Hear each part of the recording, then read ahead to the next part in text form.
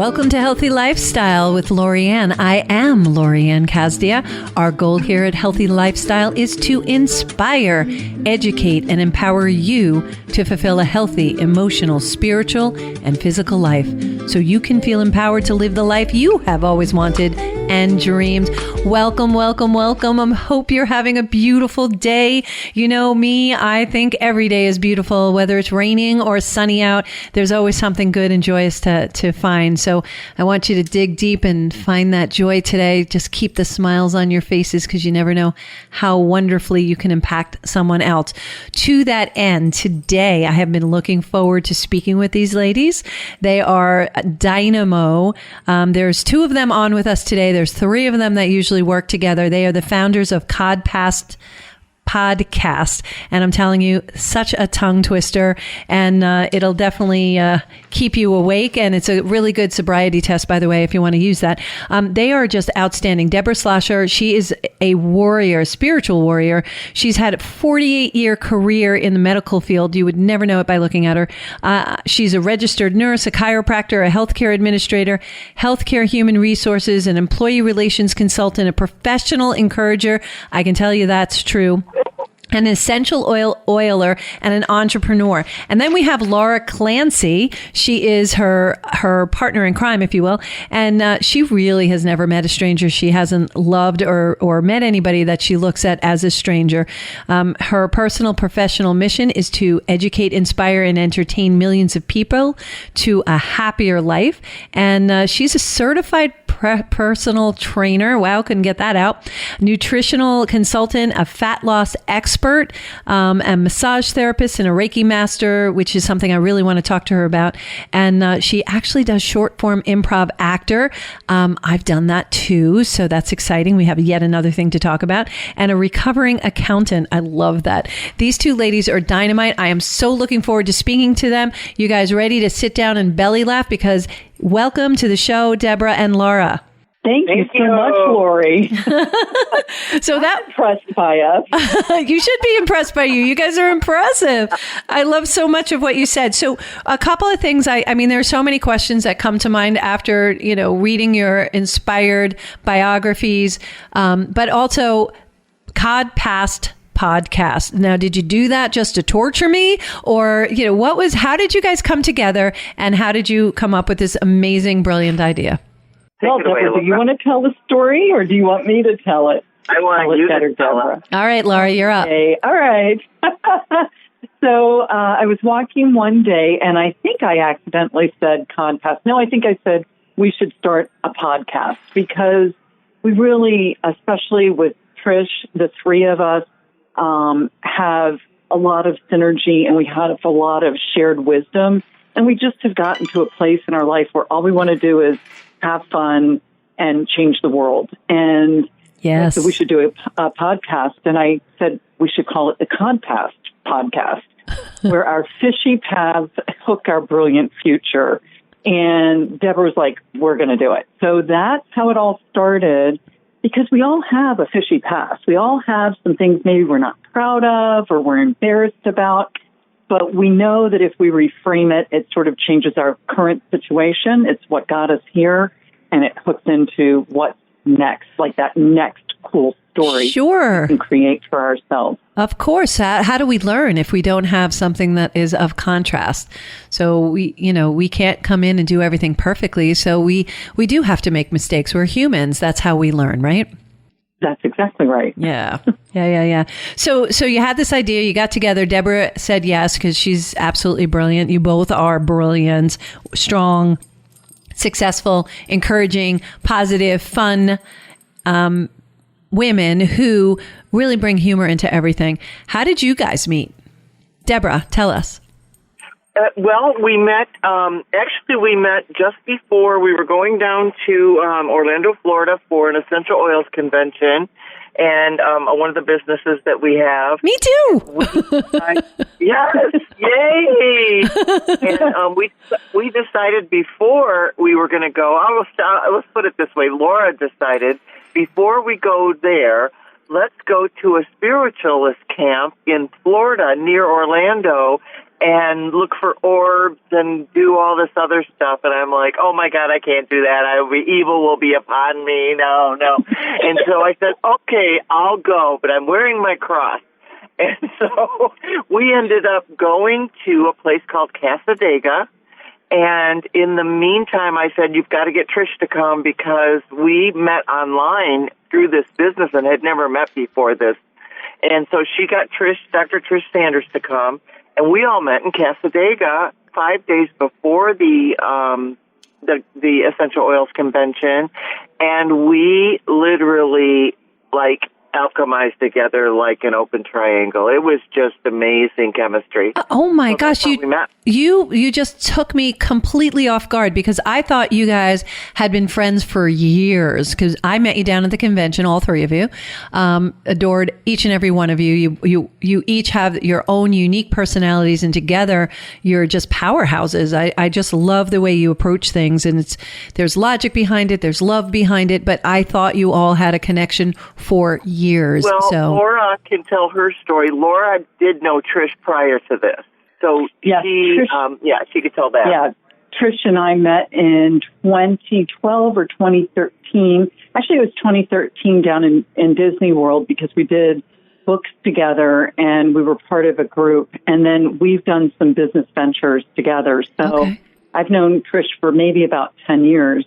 But now that we've gotten into this essential oils business together, we brought in Deborah, which, as Deborah said, alchemized us all, which is phenomenal. It's so great to be around such high vibrational people. Yeah. Clearly you all are vibrating at that same level, and it's very apparent because, again, it just makes sense that you're together and you want other, people like myself just wanted to be around you because you just had this beautiful feeling about it. The energy was right. It was very positive. It was anything can be done. And I love that. And adding to that, of course, the oils, that helps you vibrate higher anyway. So it all seems to mesh together. So the Cod Past, oh my gosh, the Cod Past, it's about your fishy past. So tell us about that. When you have people on, are they talking about situations that was the moment of change in your life? Because I've had a lot of transition in my life. Oh, yeah. And yes, we would love to have you on for sure. We will have you on. But what kind of the way that it morphed was, after we decided to do it, it was very quick and we just did it that week. We figured it out really fast. And we're still growing and learning how to do it even better so that we reach people. But mostly it was just us talking about certain subjects. And I'm just going to throw out an example. One week we talked about shame and guilt. Sure. And then we always start off with a fishy joke. And we always have little things like if there's something very important that somebody says, we call it the catch of the day.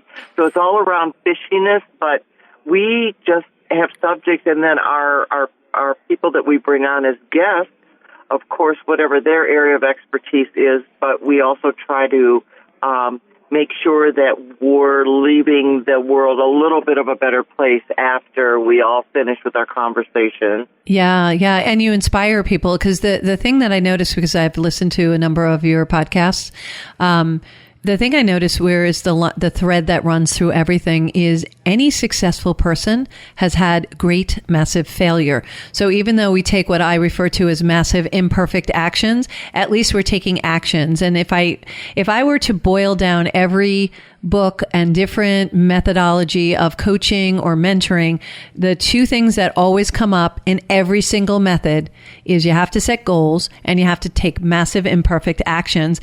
And when you do, sometimes you fail. And we can change the word fail into fall by just giving the eye a little foot. And now suddenly we're falling forward, similar to what little children do when they're starting to walk. They don't get up and just say, I'm going to walk today and walk away. They fall a number of times. And for some reason, our society slaps us around when that happens. And that's where shame and guilt comes in, which is, I've learned, a choice, and I don't choose that anymore. I choose to just get up, learn from it, and move on. I noticed in all of your interviews that's what happened. They had some massive, big, huge, transformational tragedies happen in some cases. to transform into the human that they are today, which makes them so much better to contribute back into the world. Do you see that pattern yourself? I do, and I actually I've never heard the fail to fall by just kind of connecting the dot to make it an L. I love that so much. But and you're right, the gurus talk about that. You've just got to fail to succeed. You have to fail to succeed. And yet doing it, like intellectually knowing it and doing it are two different things. Oh, sure. And that action taking that you're talking about, you just have to be willing to make mistakes and feel like a fool or not feel like a fool, as you're talking about. Oh, nobody can laugh at myself any more than I laugh at myself on a daily basis. I mean, the stuff I do sometimes, I'm like, that was really dumb, and I start laughing at myself. And then you just move on and you realize it. For me, I look for, and especially when I'm coaching, I look for those moments where we can make that learning curve shorter. If we're making it shorter each time, that means we're growing and we're learning. It doesn't mean we're beating each other up, because all that does is waste time and use up, in a senseless way, energy that could have been used in a more positive way. So by falling forward or falling into it, and if you go into like an Abraham Hicks, if you don't have contrast, you don't know what you want. So that's a gift when you get something negative, because now you know you don't want that. So then it pushes you closer to what you do want, and that gets closer to where you're supposed to be. And you know where you're supposed to be when you have the joy, like I see both of you. And I see Trish as well. Lori, what you were talking about, too, as far as you fail and then you said yourself, I just decide, you know what, I'm going to look at this, I'm going to learn for it, and then I'm going to move forward and not let it drag me backwards or down. Yeah. That's just a sign of emotional intelligence. And emotional intelligence is just you being able to control your own reactions and use your own tools, as well as respect the other person's emotional journey. Absolutely. And communicate effectively. Absolutely. It doesn't mean somebody's right. It's not about right and wrong. And I think that's where a lot of confusion comes in, don't you think? It's not about right and wrong. It's about what's right for you. And having the respect of the other person to allow them to find their choice, what's right for them. So just because they don't make the same choice doesn't make you wrong and them right, or them right and you wrong. It's just a choice. And I think being aligned with your head, your heart, and your hands, so your ideas, your emotions, and your actions really helps you get on track and get done. And that helps you not worry about what other people think, which might be shame or guilt, because that's really where that's coming from. And I've worked with a lot of women in the gym, mm-hmm. and this was really a thing about 10 years ago. It seems to be going away, where they would go into the gym and feel so self-conscious or have that imposter complex. And I always told them, everybody in this gym is looking at themselves. You can see the guys with their guns and kissing their guns and, looking in the mirror. Almost everybody is so nervous about themselves. Sure. They're not thinking about you. And it kind of gives freedom. Like, you start looking around the gym, but this is true of the world. Of life. Everybody's so caught up in themselves because they have their own thing to do. They're really not thinking about you for more than 3 seconds. But that's very sage. Move on. That's good too. Yeah, no, that's very sage. And the thing that I learned not too long ago was it's none of my business what anybody else thinks anyway. So if you really go, it's very freeing. If you start saying that, it's none of my business what anybody else thinks, and then start believing it and acting that way, it really is a very freeing moment, because now you could just be who you are. And that's what we're supposed to be. That's when we find the joy. That's when we find our purpose. That's when we find people like each other who we just love the differences that we have, and yet the commonalities that run through it. Yeah, exactly. And I love what you said, because I will tell you, the people that when I met Laura and Trish in person, I knew them online for several months, and then I met people like you, and I can name several other people at our conference in Orlando. I felt seen finally as who I really am, yes, which allowed me to see others yes. even more clearly, even more empathetically. Yes. And I love how you said that, because I felt the same thing. I felt seen. I felt like you're my people, because we all were vibrating at that same level. We all were looking to find other people who could see some of the things that we were seeing and not blindly sleeping through life, because there are a lot of us that were sleeping, and not so long ago, we were probably sleeping. And when you have that awakening, it literally is an awakening, that's a huge transition, and it usually comes with a huge loss or traumatic situation or change, like really, really huge. You see that change and that flip going over.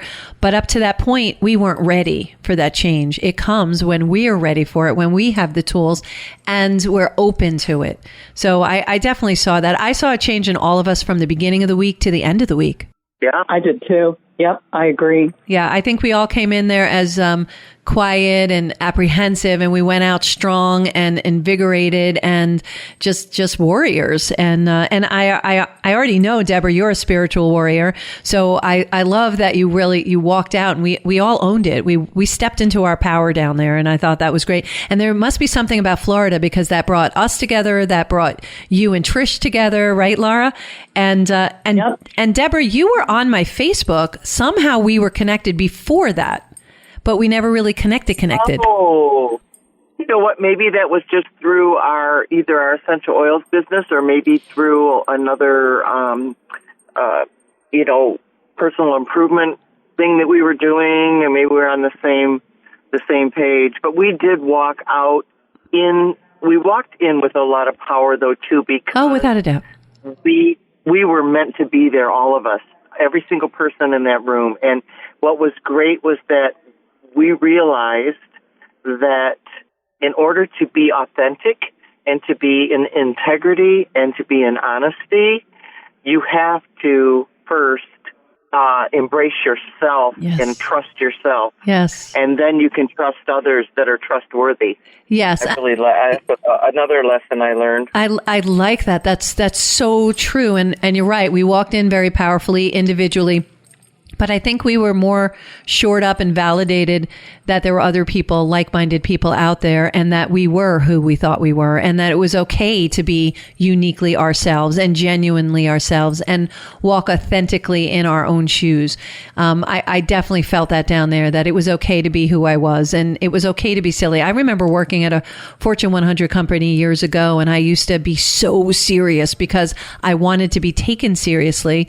And so I was told somewhere along the way by someone that I needed to be serious. And it was miserable for me because I like to have fun. I'm a prankster. I'm a jokester. I think it's really funny. I laugh at my own stuff. Even when people are making mistakes, it's not a big deal. It's a mistake. But let's not repeat it 100 times. Let's learn from the mistake. That's how you become a good manager, right? So I loved having fun. So it was so difficult. I actually had to work at not being fun. And that's just not fun, and I didn't like it, so I left. Oh gosh, that's funny. That's kind of like me with accounting. It's the same thing. It's a very, very left-brain thing, and you really do have to have that sense of responsibility, and sometimes that snuffs out that little right-brain creativity. Yeah. And so I think you did the right thing, Lori, by stepping out and stepping into this beautiful world that you're creating with all of your wellness businesses. Yeah, I love coaching my clients. So it's just so nice. It's a privilege. It really is. And then to watch them soar and just step into their own power and step into the strength that's inside. I mean, we come pre-coded with all of our success codes already inside. We're not taught to look inside. We're taught to look outside for validation, and we can get all the validation we want by just looking inside. And so, to be able to do what I do, and to be able for you all to do what you do, it's just a privilege. It's a gift. I have a joyous time every single day. I love it. And I pick and choose who I work with, and I pick and choose who I surround myself with. Do you find yourself doing that as well?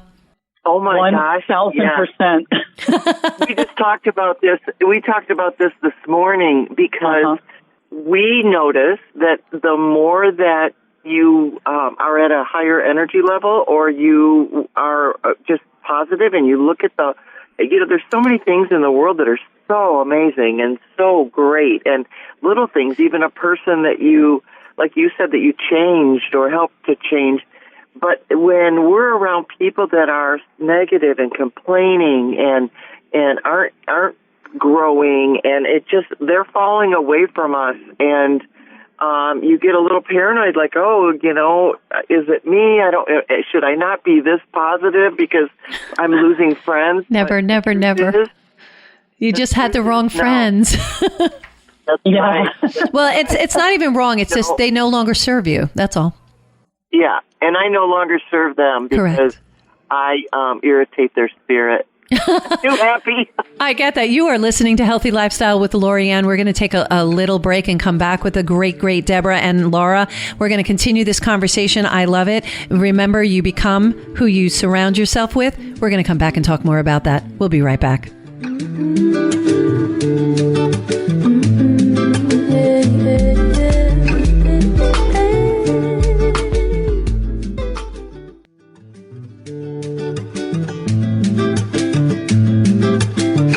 Welcome back to Healthy Lifestyle. I'm Lori Anne. If you have any questions, comments, or ideas, you know how to get in touch with us. Healthy Lifestyle with LA@gmail.com. That's right. Healthy Lifestyle with LA@gmail.com. Oh my gosh, we're having such a good conversation with my friends Deborah and Laura, Deborah Schlosser and Laura Clancy. They're both dynamic, wonderful women, strong, powerful, and I love how Deborah says that she's a professional encourager, because she definitely is. And Laura, I do want to talk to you in a minute about how you're going to do your Tony Award-winning musical. I'd like to audition for one of the parts, please. I'm only kidding. So we left off in our conversation about the fact that you do, and it's a fact, you become who you surround yourself with. So if you're surrounded by a lot of negative people, you're going to see a lot of negative talk going on in your life. Surround yourself with positive people, you're going to be a positive person. I know who I like to be around. How about you guys?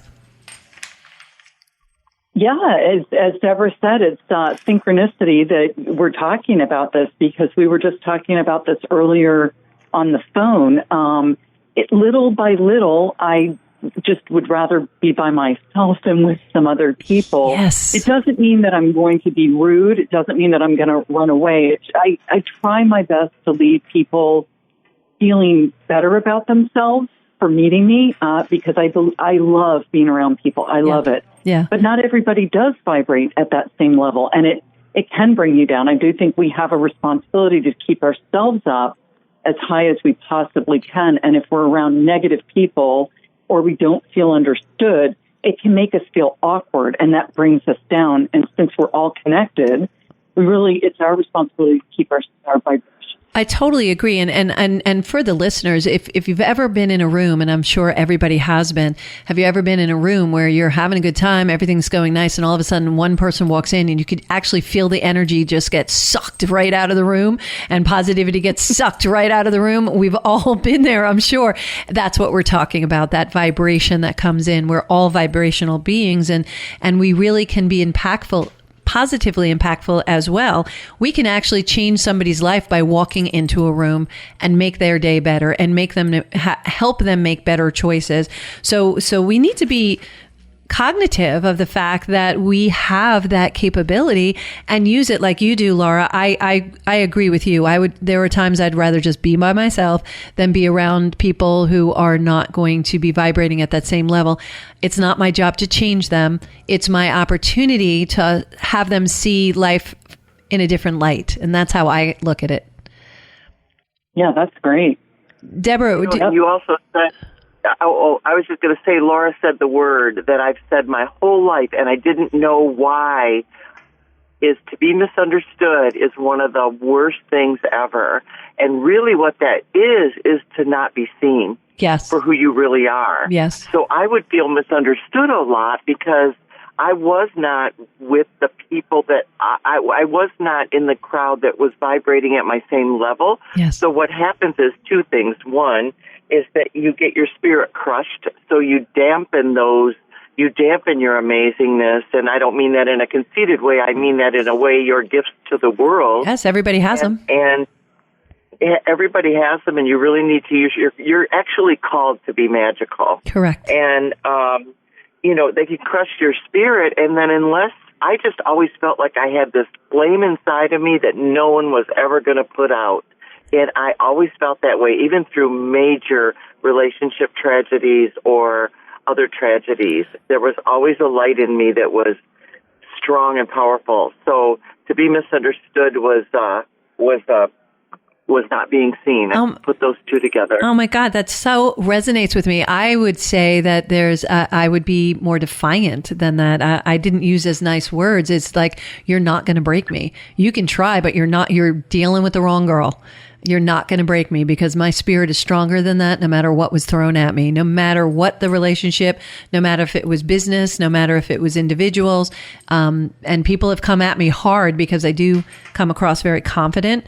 But I also, like you, I felt like I wasn't seen for who I am. And I was done trying to fit in and be what they wanted me to be, because that would put me in a place of misery. So I stopped doing that, started to just embrace who I am. And if it's good, if it's good for you, it's good. If it's not, it's not. I'm a little artsy, but I'm also very businessy. So if you put that combination together, you get a Lori Anne. And if you put the combination together with you, Laura, you have your, traits that people just relate to and say, oh, that's Laura. And the same thing with you, Deborah, right? Don't you see? Do you see what I'm saying? I do now. Yeah, I definitely do now. I don't know if that's age and perspective or just going out every day trying to get better and then learning. I'm not just good enough. I'm better than that. And then that puts the responsibility back on me to go make the world a better place. Yeah. And we're all here to do that. That I can. Right, right. And you can. So how do you make the world a better place, Laura? What do you do to contribute and make the world a better place? Well, I have to tell you, I'm a little more shallow, or I was more shallow than you and Deborah. I never had that light inside of me.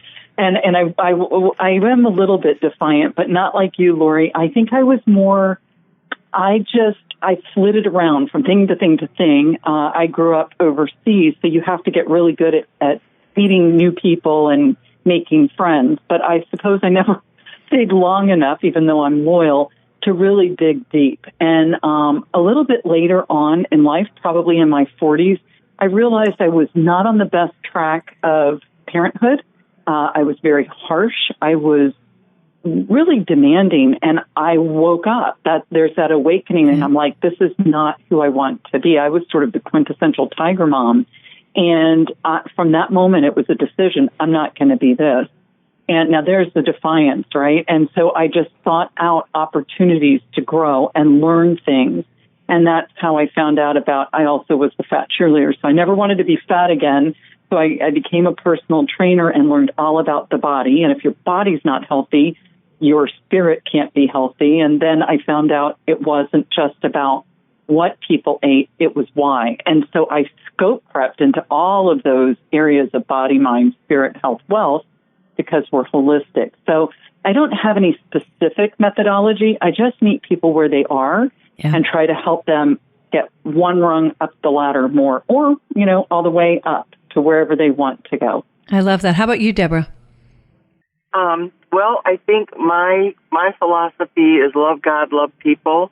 I love people. I'm such a people person, and I always have tried throughout my whole career of taking care of people that don't feel good.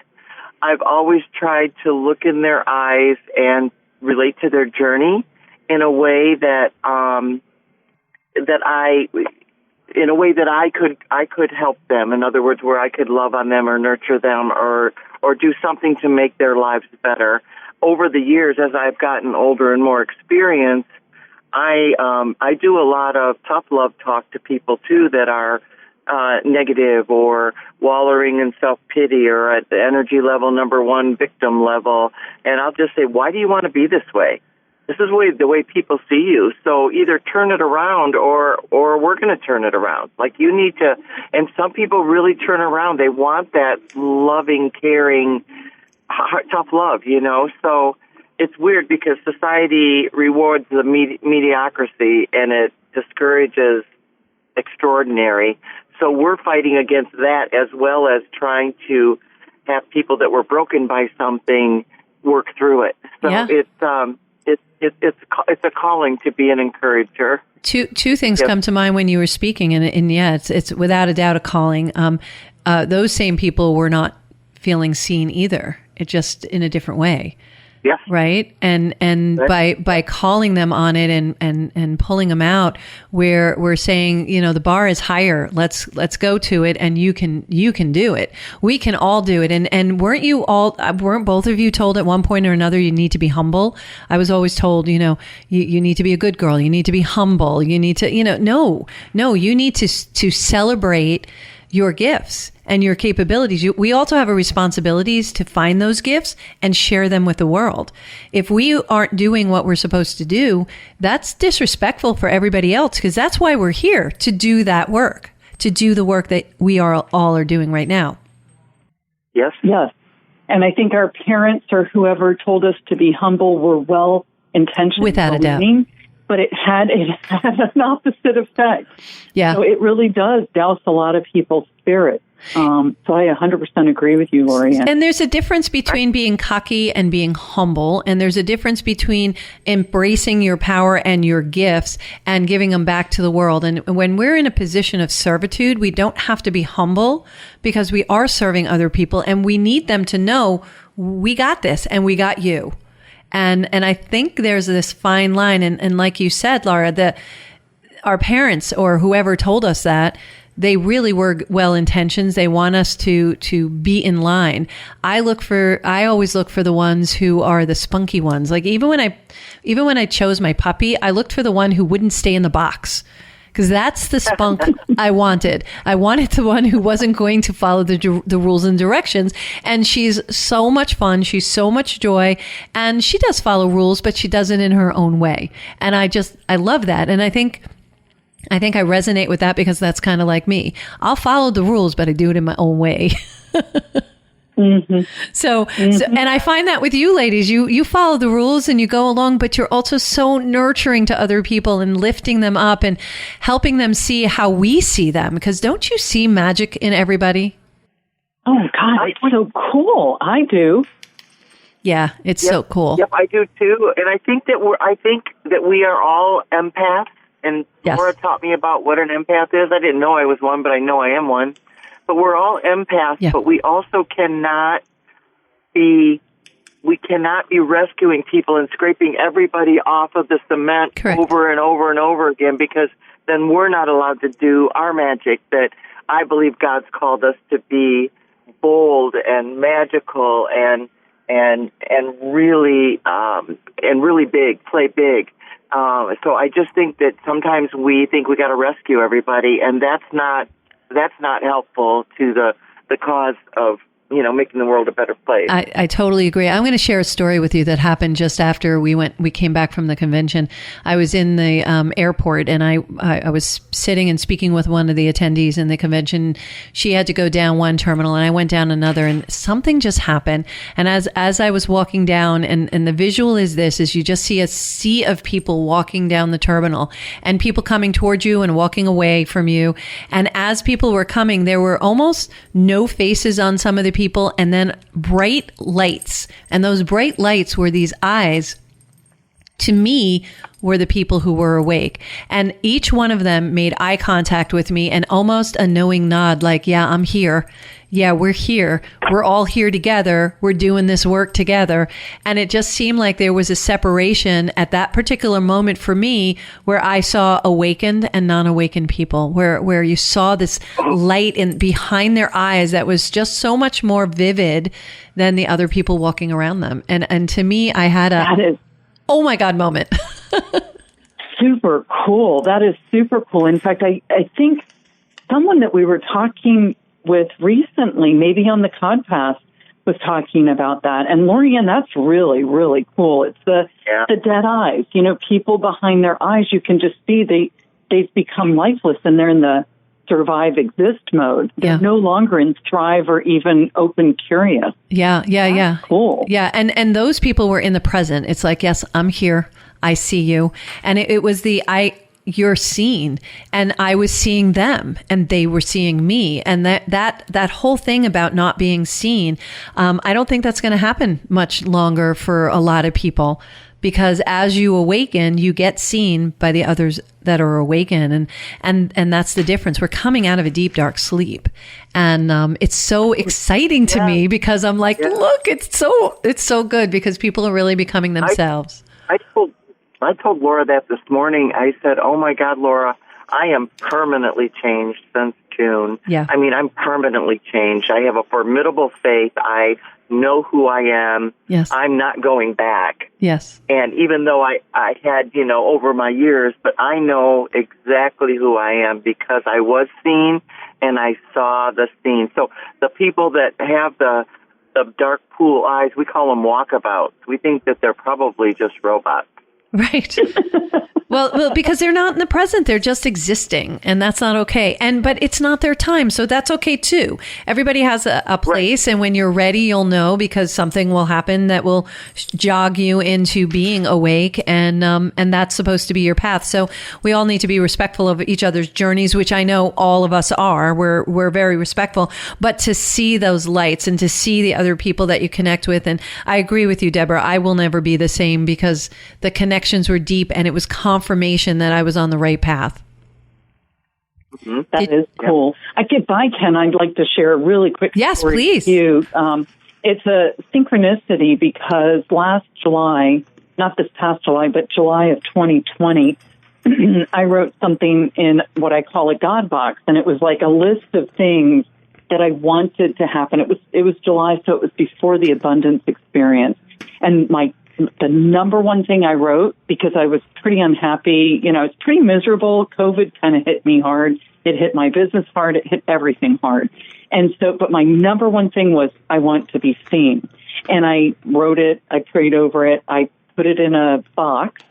And when Deborah said she wanted to be seen, I pulled it out. And sure enough, I had written that, because I didn't remember, right? You forget about it. You Sure. put it in your intention. Sure. You turn it over to God. And so the next time I wrote it a year later, that was not one of the things, because I was seen. And you're right. Once you see something or are seen, you can't unsee it. Yes. You don't move backward. It's true. It's impossible to. And it's such a great feeling to be seen, and to feel that feeling. There's a warmth to it, and it exists, and you never, ever, ever feel lonely again. At least that's what I've experienced. That I know that, my sisters are out there. I know that there are people out there who totally understand what I'm doing. And more people are seemingly who are around me want to look and feel like I do. They're like, what happened? What are you doing? How come you seem so happy all the time? Even through COVID, I was really happy and very calm, because I knew right was going to come, and I knew that there was joy, and I always look for the joy. So I love that story, Laura, that you actually wrote that down, that you wanted to be seen. Yes, and now we're all talking about it. So again, it's confirmation or validation that we're all on the right track, and it just confirms that we are all supposed to meet. And yes. And that's the divine timing that you were talking about earlier, Lori Anne. It's like everything in divine time. I no longer get frustrated when things don't work out, because I'm like, well, I guess there's a reason why I'm going to be home for a week, and then it's only when you get to that week that you see it, perhaps, or maybe 2 weeks later. Whenever it happens, it's always serving us. Yeah, it's always serving us. It's always bigger and better than what we can do. So I'm like, okay, bring it, because they always do much better than I could even imagine. So I'm definitely trusting in the divine to deliver what it's supposed to deliver. So in the last couple of minutes, I do want to understand, Deborah, what's your why? Why do you do what you do? My why? Your why. My why is that I love God so much. And I want to get that. I want to be able to live a life, like you said, where people are like, what are you doing? Why are you so happy? Why are you so joyful? Because I think when people have a belief in a power higher than themselves, whatever they call that, that they are better functioning and more productive people. That's kind of a non-spiritual way to say it, but that's my thing. That's beautiful. That's my why. That's beautiful. To spread love. Just to spread love. I love it. Laura, what's your why? Well, let's see. I think my why is sort of, it's a wonderful life. I really would like to leave a legacy of high vibration, and there's so many different ways to do that every day. And so it makes me feel good. That's my why. When I leave someone else feeling better, it's selfish in that respect, but I'm okay with that. And I'm kind of like Deborah. I love God. I love people, and I want to spread love to the world because that's really what we're here to do. The Bible says it. Near-death experiencers say it. And I think if people can start exploring love and feeling love, then they've just won at the game of life. Without a doubt. And you can't have, you're absolutely right. And you can't be hateful and love at the same time. So choose love. I love that you said it's a wonderful life. Your last name is Clancy. I see a connection there. Everyone, thank you so much for being on, Deborah and Laura. We really appreciate it. Deborah Schlosser, Laura Clancy, look for them, Cod Past Podcast. Thank you all for joining us today on Healthy Lifestyle. My heart is so lifted by you sharing your time and choosing your time, because your time is yours to choose. Choose your time to share with us. Thank you so much again for joining us on Healthy Lifestyle. I am Lori Anne Casdia. Until next time, play a higher role, serve a higher purpose, show up for you, and show up big.